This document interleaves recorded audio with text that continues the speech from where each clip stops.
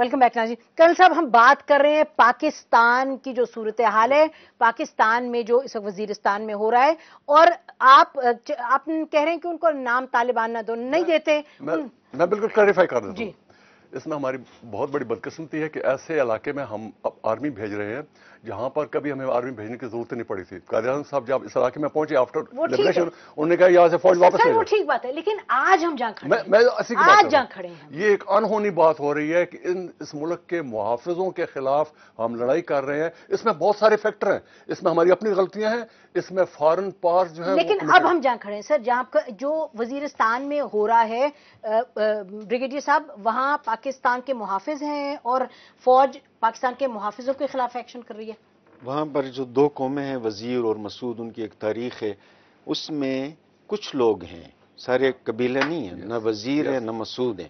کچھ لوگ ہیں جو تشدد کے ذریعے لوگوں کو انہوں نے اپنے نیچے کیا ہوا ہے، ان کو مارا ہوا ہے، نام اپنے آپ کو طالبان کر دیا.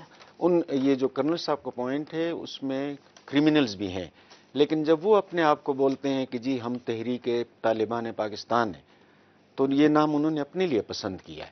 اور وہاں پر جب یہ شروع ہوئی تھی مدرسہ اسٹوڈنٹ سے ہی، نارتھ میں بھی. اس کے بعد پاکستان کی بات ہے، نارتھ وزیرستان میں. اس کے بعد جب اورکزئی ایجنسی میں یہ شروع ہوئی، اس میں لوگ تھے سیکٹیرین آرگنائزیشن کے، کیونکہ وہاں پر شیعہ سنی کا ایک ایشو ہے. اس کے بعد یہ مختلف علاقوں میں تھی. 9/11 سے پہلے کی یہ بات ہے.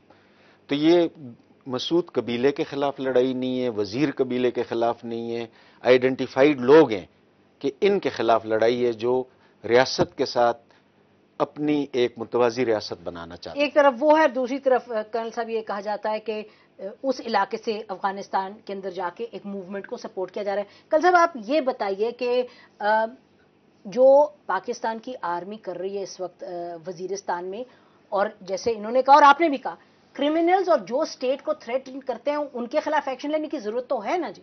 بالکل ضرورت ہے.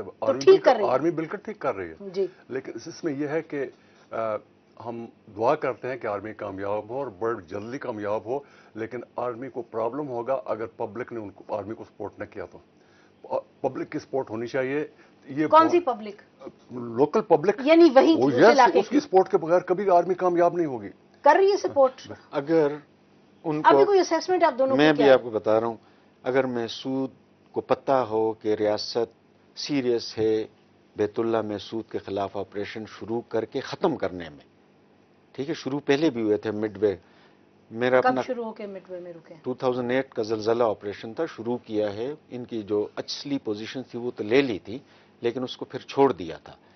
اگر یہ آپریشن جو مجھے ابھی لگ رہا ہے کہ یہ ہوگا اور یہ جائے گا مکین اینڈ تک جو نارتھ وزیرستان کے ساتھ بارڈر ہے، تو مسعود، بہت سے مسعود، مور دین 80-90% وہ ٹیررائزڈ ہیں، ان کو دہشت زدہ کیا گیا ہے، وہ اس کے خلاف اٹھ کھڑے ہوں گے. بالکل میں اتفاق کرتا ہوں اور یہ ہونا چاہیے. اس کے بغیر کبھی ہمیں کامیابی نہیں ہوگی. یہ جو اینٹی گوریلا وارفیئر ہوتی ہے یہ نہایت ہی مشکل ترین ہوتی ہے.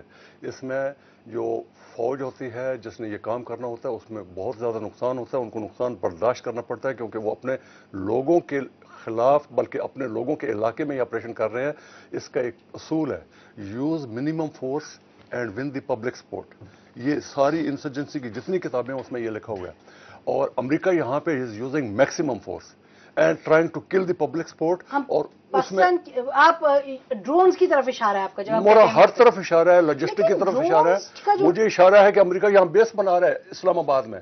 وہ اتنی خرابی ہوگی. پہلے کرنل صاحب تھوڑا سا پہلے ادھر وزیرستان کی طرف، کیونکہ ہم چاہتے ہیں آپ دونوں بہت اس علاقے کو جانتے ہیں، اس سچویشن کو بھی اس پہ بتائیں ہمیں ناظرین کو کہ اگلے آنے والے دنوں میں، جیسے انہوں نے کہا بریگیڈیئر صاحب نے، ان کی اسیسمنٹ یہ ہے کہ یقیناً سپورٹ ملے گی. لوگوں کی کہہ رہے ہیں 90% محسود ٹرائب سپورٹ کرے گی. آپ کی کیا اسیسمنٹ ہے؟ پاکستان آرمی کو وزیرستان میں کس نوعیت کی سپورٹ ملے گی؟ رسک کیا ہے؟ مجھے صرف اجازت دیں، میں اس کا چھوٹا سا بیک گراؤنڈ 1 منٹ لگاؤں گا. پچھلی حکومت کے دوران 8 سال میں فارن ایجنسیز کو یہاں پہ موقع دیا گیا ہے اور انہوں نے بہانہ امریکہ نے یہ بنایا کہ ہم جو ملیٹنٹ ہیں ان کو نیوٹرلائز کریں گے. اور اس کا یہ پچھلی حکومت میں اس کو فری ہینڈ دیا گیا CIA کو، اور اس کے ساتھ دوسری ایجنسیز بھی آئیں اور انہوں نے یہاں پہ لوگوں کو کلٹیویٹ کیا. कुछ इलाकों में वो कामयाब हो गए, कुछ इलाकों में कामयाब नहीं हुए। ये उसका खमियाजा फॉरेन एजेंसीज की तरफ, किन फॉरेन एजेंसीज की तरफ आपका इशारा है? उसमें CIA है, उसमें मोसाद है, उसमें RAW है, ये इन्होंने वहां पे किया। इनका हेडक्वार्टर जबल सराज है पेंशेर के माउथ के ऊपर, और वहां पे 6 एजेंसीज हैं जिसमें अमेरिका की CIA है, इंडिया की RAW है, MI6 है इंग्लैंड की, और जर्मन की है, अफगानिस्तान की। वजीरिस्तान पर क्या होगा इसमें यह है कि अगले दो हफ्ते में क्या होगा वजीरिस्तान में? अगले 2 हफ्ते में क्या असेसमेंट? ये उनको वर्गलाया गया। मैं सिर्फ देखता हूं, आपने सबात में देखा है, ऐसे सोफिस्टिकेटेड वेपन उनसे मिले हैं जो कि पाकिस्तान आर्मी के पास भी नहीं है। उनके पास पैसा मिला है, किधर से आ रहा है? डायरेक्ट आ रहा है, और ये पक्का एविडेंस है। मैं आपको एविडेंस देता हूं, पूरा एविडेंस देता हूं कि जब हुकूमत चेंज हुई। सर आप ये बताएं ना, नहीं सर आप ये बताएं पहले कि ये क्या अगले 2 हफ्ते में क्या फिर, चलिए अगर आप कंक्लूजन पे नहीं आना चाहते, इसमें बताएं कि थ्रेट्स क्या हैं, थ्रेट्स के पाकिस्तान आर्मी? मैं पहली बात है, अगले हफ्ते you can not predict, you can't. ये बहुत ही मुश्किल ऑपरेशन होता है, बहुत ही। इसमें फतह कामयाबी 2 दिन में भी हो सकती है और ज्यादा भी टाइम लग सकता है। आपकी असेसमेंट क्या है इस वक्त? मुझे ये लगता है कि जी पहला ऑपरेशन जो है फौज का अंदर जाना, ये बहुत कामयाब हो जाएगा, लेकिन मुकम्मल कामयाब तब होगा जब ये जो मिलिटेंट्स हैं या सरेंडर करें या मारे जाएं। नाज़रीन, ब्रेक के बाद कर्नल इमाम साहब से पूछते हैं कि मिलिटेंट्स के बारे में इनकी असेसमेंट क्या है, नंबर्स क्या है, कहां से ताल्लुक है। एक ब्रेक के बाद।